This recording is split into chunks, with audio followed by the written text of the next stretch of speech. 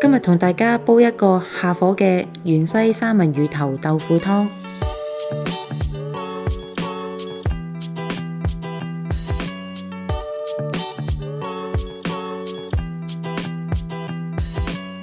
三文魚頭洗乾淨，印乾水分，用少少鹽、小興酒、胡椒粉醃30分鐘。洗乾淨芫茜之後，切段，記得留返根部，因為芫茜嘅根部係最有味。豆腐切件備用。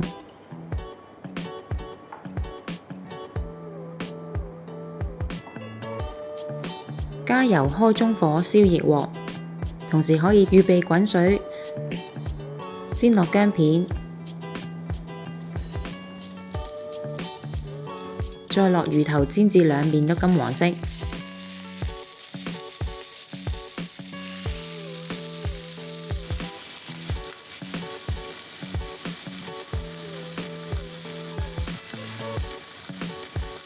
保持用中大火，然後將滾水倒入鑊內，夾走薑片，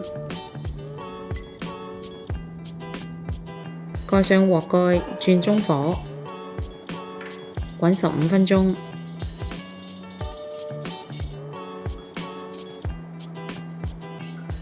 跟住加入豆腐同芫茜，包括根部。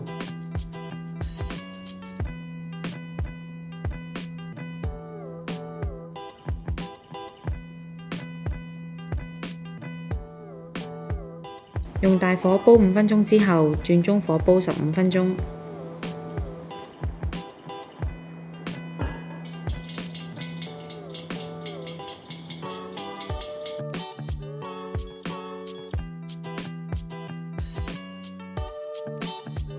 先試味，如果有需要可以加適量嘅鹽，咁就可以趁熱享用啦。